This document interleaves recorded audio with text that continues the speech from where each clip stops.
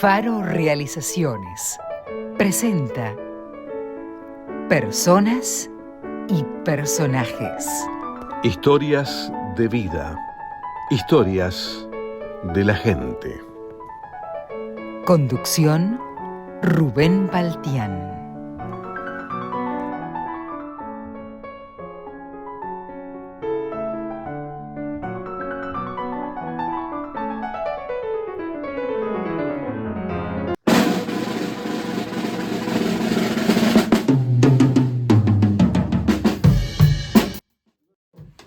¿Cuándo comenzaste con la música? Muy de chiquito. Hace mucho. ¿Cuántos años tenías? Hace mucho. Mira, empezó en el primario, en tercer grado ya. A mí me habían regalado, porque ya tenía la locura de pegarle a las cosas, así, hacer sonar cositas. ¿Con palillos o con las manos? No, por el momento era contenedores de cuchillo, los volvía loco, mi viejo, a la hora de comer. Bueno. Y algunas ramitas, algunos palillos, no. Y me regalaron un bombo criollo, un bombito, acorde a mi tamaño, porque era chiquito. Sí. Tendría 8 años. Y bueno, ahí empecé en el colegio, en los actos escolares, fechas patrias. ¿Qué se folclore? Tocaba el bombo, y sí, en ese momento, te estoy hablando, 60 y algo, sí, 66, 67, 68, hasta el 70 cuando entré al primer año, ¿no? ¿Te Pero acompañaba todo, algún compañero con guitarra? claro, había generalmente los que eran guitarristas o que sabían tocar la guitarra eran pibes más grandes, de quinto, Claro. de sexto grado. Y bueno, y yo tocaba con eso, pero yo veía más grande, tenía 8. Y tocábamos en todos los actos. Pero yo no me gustaba tanto el folclore, digamos, no era me atraía otro tipo de música. Y Bueno, entonces, en esa época ya estaban los Beatles. claro, bueno, ya un poquito estaba empezando a escuchar. Es muy difícil hacer, situar a la gente, bueno, los de nuestra edad no, pero los chicos hoy que vos le digas, pero había 3 radios y no veía a nadie tocar, sacando en vivo. Claro. Y Alguna- no veía porque no había televisión Y no había, bien difundida. prácticamente Recién no, empezaba. y lo que había no mostraba grupos ni músicos. Claro. Muy difícil, escuchaba todo en un Winco. Entonces me ponía el bombo así en el medio, ya no folclorista, sino más de baterista. No acá. Y con algunos de los guitarristas, estos chicos que también les gustaba algún otro tipo de música, ensayábamos otros temitas del momento. Y qué sé yo, no recuerdo qué decirte, pero sí, no sé si estaba Sui Generis, todavía no, estamos hablando No, de la ellos- balsa capaz, Claro. o menos.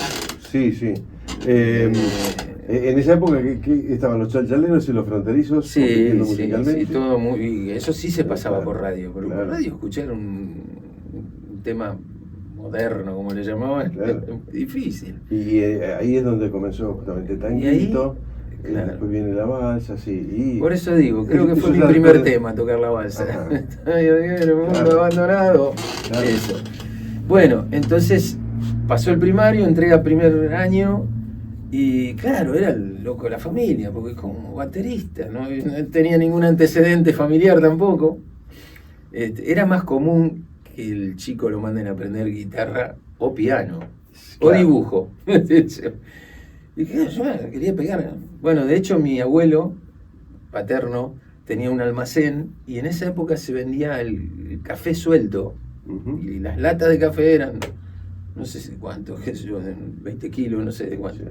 Las daba vuelta cuando estaban vacías Claro. y en el patio de la casa de mi abuela me había armado una batería de lata, Me imagino.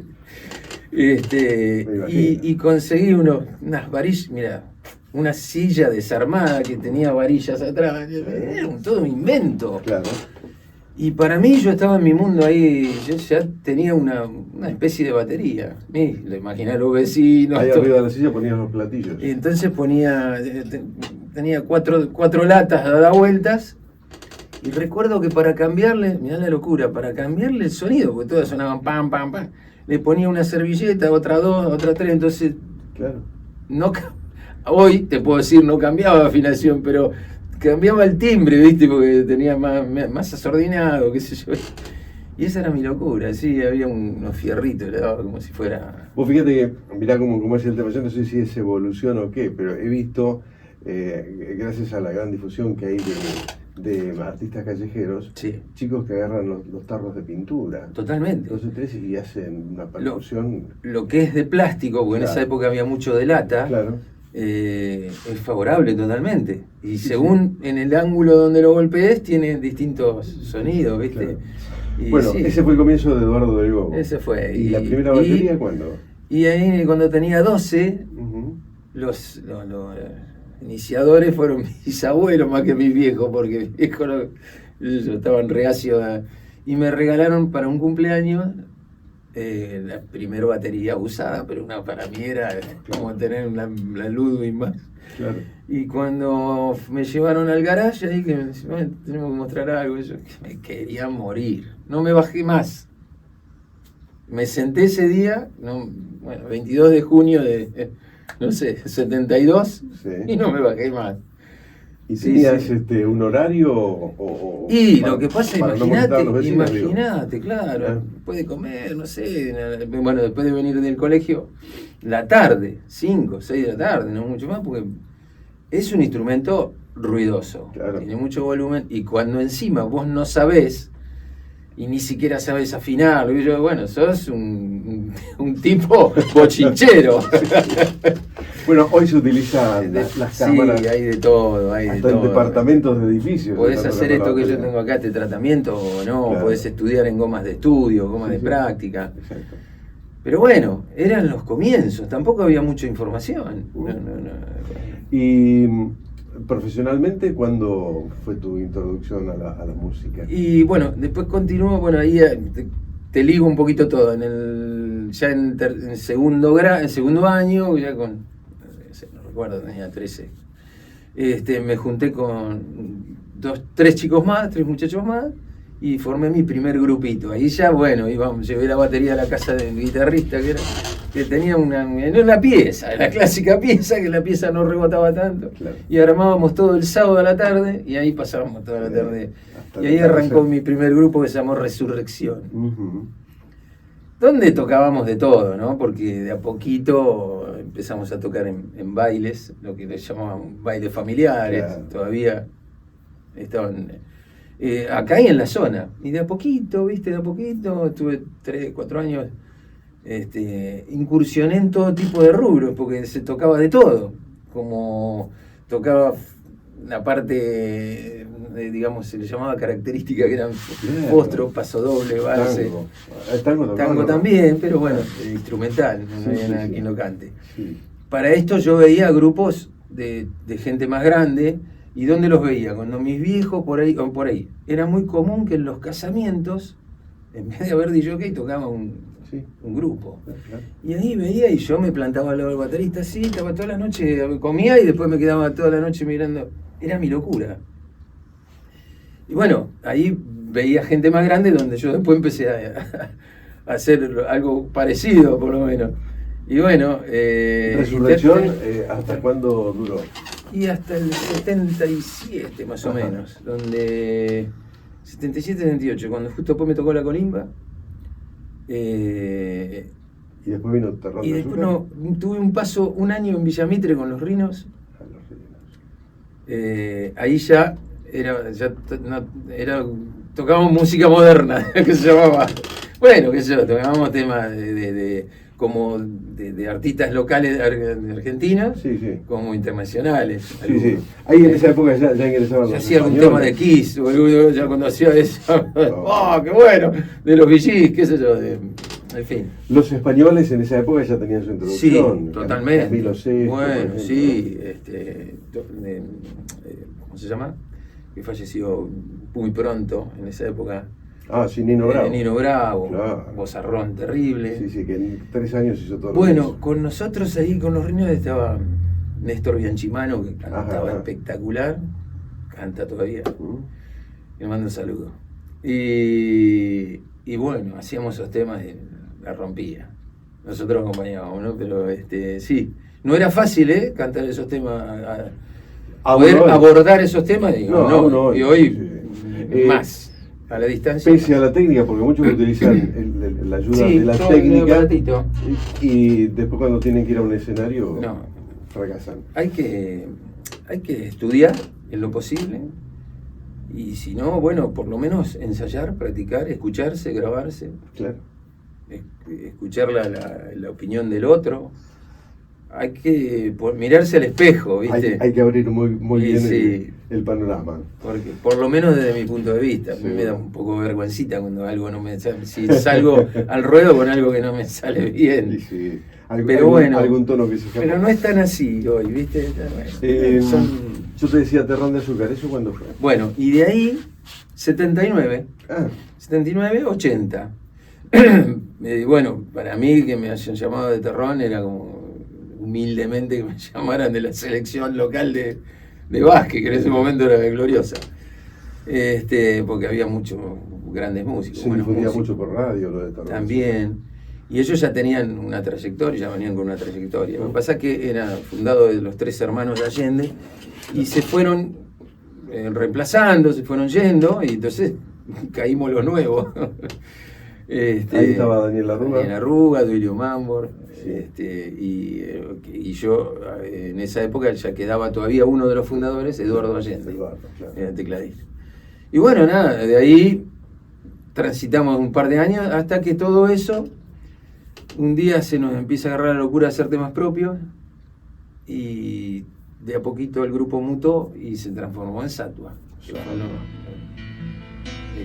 Logramos grabar un disco, un LP, un long play, vinilo, hoy le dicen más. Eso fue en el 83, 84. Pues es que hace poco estaba comparando la música que hacían en Satua con lo que ofrecía Rata Blanca, por ejemplo. Y digo, no, estaban muy parejos. En algunas, sí, tenía algunas cosas temas. más sinfónicas por los teclados, ¿viste? Era un rock más sinfónico. Te digo una cosa, yo no escuchaba tanta, y en general en toda mi vida, no escuché tanta música nacional, vamos a llamarla, como la cantidad de temas internacionales que siempre me gustó el inglés. Claro. Me parece más maleable para cantar, más vocal. Se nombran más las vocales y no. El castellano es un poco duro en ese aspecto por las consonantes, la R, la C, Sí, la sí. T, la P. Además hay que meter todas las letras dentro Y de las la palabras son música. más largas, Claro. o las frases son más largas. Pero a veces si nos ponemos a analizar las letras inglesas decimos... Ojo, sí, después cuando qué vos te vacío. enterás de lo que decía, Sí, claro. qué pavada. Claro. Bueno, yo te voy a ser franco. Primero, cada vez que escucho un tema nuevo o que escucho un tema en reiteradas veces, siempre escucho la parte musical y la melodía del que está cantando la escucho como si alguien la estuviera tocando con un instrumento. Ajá.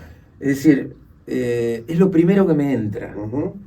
La parte instrumental y por supuesto la melodía. Pero Claro, porque no le estoy dando incluso bolilla el hasta el instrumento. momento de lo que está cantando. Claro. Y después sí entro en analizar un poco la parte, Sí. bueno, y después ni hablar si es poético o no. Bueno, Correcto. Bueno, pero además, para quienes no saben el inglés, suponte, lo que entra justamente por el lado de la yo me música. lo tenía que hacer traducir. Yo no, Hemos escuchado Sí, tantos sí, sí, temas sí. y creo que todos los internacionales han ingresado por ese lado, ¿no? Totalmente. ¿Eh? Lo que yo por ahí me pasa a mí, le puede haber pasado a mucha gente, no entendés el inglés, pero lo entendés fonéticamente. Fonéticamente es más maleable, es más dulce. Claro. Dieron con un sello que se interesó y fue el mismo sello que en ese momento, para situarte, más o menos, situar a la gente, el primer disco nuestro salió con el primer disco de Lerner, o sea, Lerner solista, porque tenía como banda, y Los Enanitos Verdes, que también venían de Mendoza. Los 3 discos salieron en el mismo momento, en 1984. Bueno, era un sueño, era soñar, pues fuimos a grabar allá, después no el casetito que mandamos, Sí. era un prueba, una muestra. Así que una locura, era un sueño, era estar zambullido en el sueño más importante de tu vida, Seguro. que lo sigue siendo. Bueno, ¿y después? Bueno, ¿Qué pasó con Sambua? había que mudarse a Buenos Aires, imprescindible, y quedarse y vivir ahí. y desde ahí empezar toda la carrera. Claro. Bueno, había problemas Había cosas para definir. Personales. Claro, había cosas personales que algunos no podían. Bueno, había 2 que estaban casados, yo no, y Julio no. Pero teníamos que seguir trabajando allá, de alguna manera, aunque íbamos a tocar con un poquito más de nivel y más de importancia, pero de abajo, Claro. haciendo teloneros y qué sé yo. Bueno, se dificultó esa parte de poder subsistir en Buenos Aires y se terminó la banda. Yo me quedé, cabezón, tenía una tía y una prima ya que me dieron hospedaje por un tiempo, Ujú. conseguí laburo.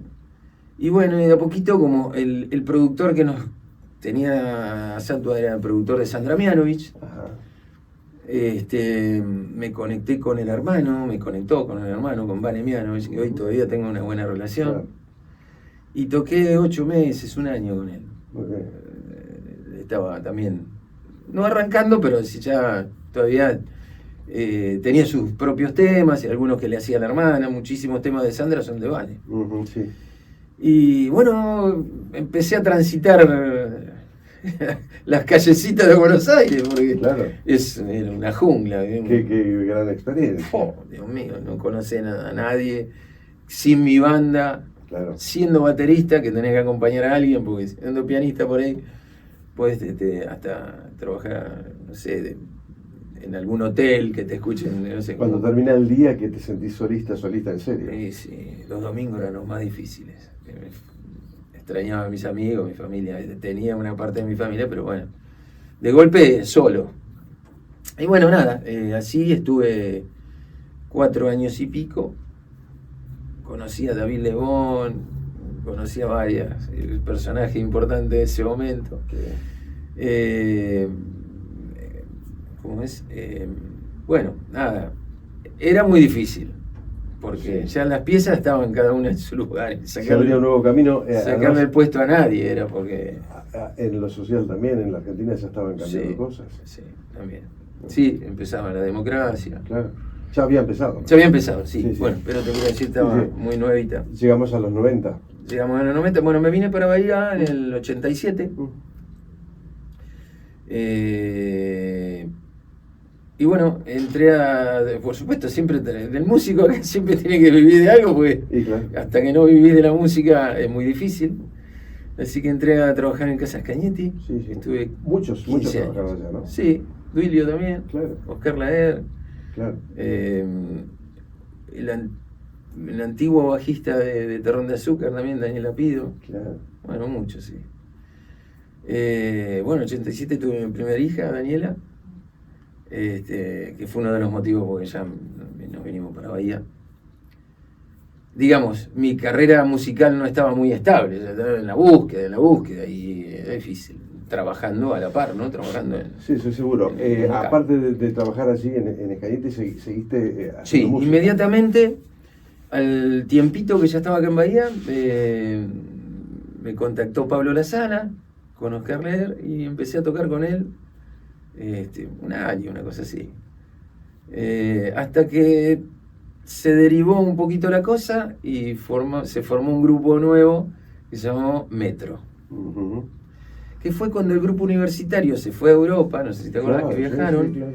y la misma productora intentó armar algo parecido. Y bueno, nos juntó ahí con Luis Silvani, Negro López, Pablo López, Ana Zurita y Oscar Laer. Y eso fuimos Metro. Ujú. También tuvimos como 3 años. Mirá.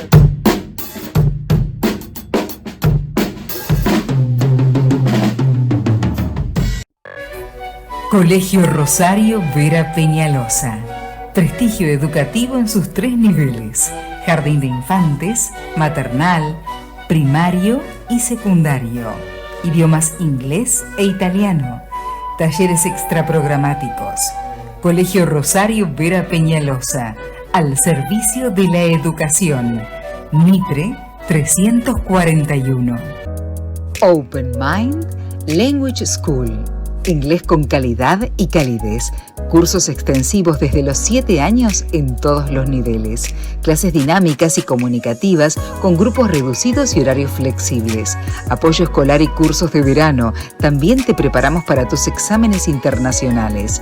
Estamos en Casanova 715, teléfono 291-443-5053. Open Mind. Faro Realizaciones. Desde el año 2001 generando contenidos. Personas y personajes. Nosotras. Busca tu estilo. Backstage. Bien de viernes. Publicita con nosotros. Desde Bahía Blanca, proyectados al mundo. Nuestros teléfonos 291-570-3705 y 2916-491162.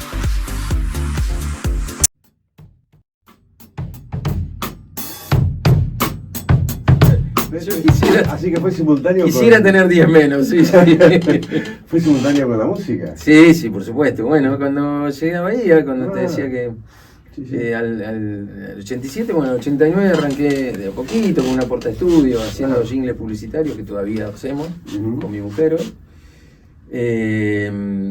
Y bueno, el primer año jingle y después ya abrí un lugar, alquilé un lugar donde, como esto, que lo modifiqué a medida de un estudio y empecé a grabar grupos. Claro. Supe de muchos. De todo. El más famoso hoy, Abel Pintos, que tenía 14 años, no, menos tenía.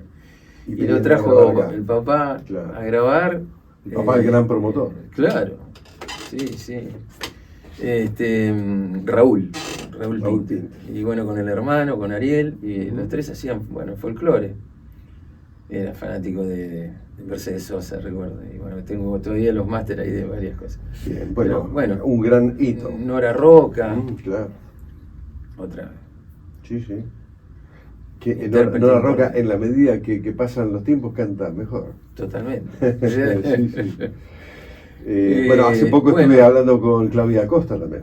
Correcto, también pasó por el estudio. Bueno, un montón de gente. Sí. Entre ellos, en el 95, 96, tuve 4 años grabando la Orquesta Sinfónica. Tuvo el maestro Ula.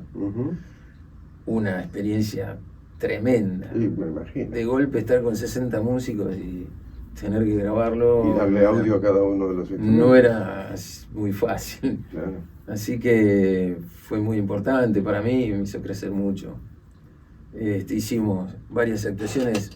Piero Sinfónico hicimos también. En esa época vino Piero con su banda, más la Orquesta Sinfónica. Claro, en la época de Ula. Exacto. Sí, exacto. Recuerdo. Así que se grabó parte de ahí, parte en presentaciones en el Club Estudiante, pues se hicieron 2 o 3 misas criollas también. Bueno, había mucha movida. Grandes emprendimientos, sí. Mucho movimiento de equipo. Sí, muchísimo. Y una cosa a tener en cuenta, el cambio que hay desde hace unos años a hoy, que éramos 3, 4 lugares donde se podía ir a grabar, pero vos no podías grabar casi nada en tu casa, salvo con un cassette, Claro. con un grabador. De a poquito llegaron las grabadoras porta estudio, primero a cinta, 4 canales, bueno, algo podías bocetear en tu casa. Y hoy oíste hablar del home studio, o sea, estudios caseros, pero que ya se los puede considerar bastante importantes, muy importantes para el músico, para su composición, más que hace tema. Entonces podés bocetear cosas y ver cómo quedan. De última irás a un estudio para hacerlo más profesional, pero hoy hay otro alcance, ¿viste? Gracias a Dios, la verdad que con la tecnología, con todo el avance que hubo, hoy el músico puede tener muchas alternativas para crecer, para probar, para componer. Claro, se terminó. Además ponés YouTube y tenés tutoriales de todo, cómo se clava un clavito a cómo se toca la guitarra. Y además tenés alguna banda que te pueda acompañar si sos cantante. También, después, bueno, entonces eso no existía, eso era imposible. Claro. Estaba recordando la época del casetito. También te voy a decir algo, el no ver algo, no verlo y escucharlo, te abría el bocho, porque tenías que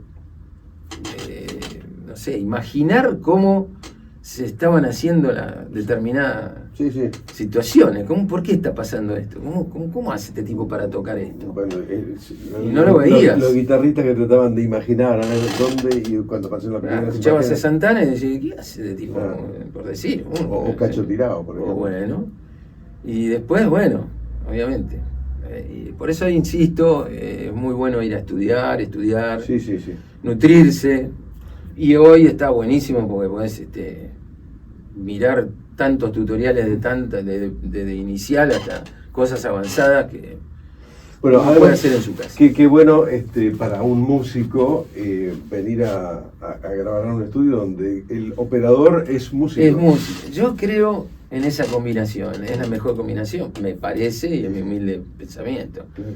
Que el que sea operador, técnico de sonido, ingeniero de sonido, sea músico, es una, sepa, es un adicional importantísimo, porque sabés lo que le está pasando y el requerimiento que tiene el otro cuando está tocando, porque me pasó, porque te pasa. Claro. También yo me calzo un par de auriculares y toco y digo, esto... Hay un vacío, pasa esto, pasa lo otro, necesitaría esta comodidad, que me llegue un poco más X cosa. Y eso está bueno, más allá del criterio y el gusto musical. No, seguro. Porque según la formación que tenga cada uno, es lo que volcás después, en mi caso, a todos los trabajos, sea grabación en vivo o sea sonido en vivo. Que puede terminar todo en arreglos. Sí, o en desarreglo. Estoy haciendo jingles publicitarios con Andrea Mosconi, mi señora. Y bueno, y ya con 3 hijos, Daniela, Mauro y Maggie. ¿Y alguno de ellos te pasa por el estudio? Daniela toca el bajo en su grupo no desde hace rato. Mauro también salió baterista, que tiene su trabajo, pero bueno. Y la chiquita tiene 15, pinta de todo un poquito, se sienta en el piano de la mamá o... Por ahí afina muy bien, pero cuando vos la escuchás ya... Bueno, pero está bien, bueno. En casa vive la música. Y claro, ¿no? Eduardo, gracias por estos momentos y bueno, seguiremos compartiendo algunos otros. Bueno, gracias a vos por este espacio, por favor. por recordarlo.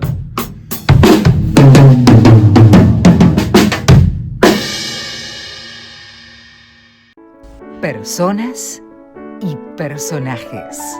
Historias de vida. Historias de la gente. Conducción: Rubén Baltián.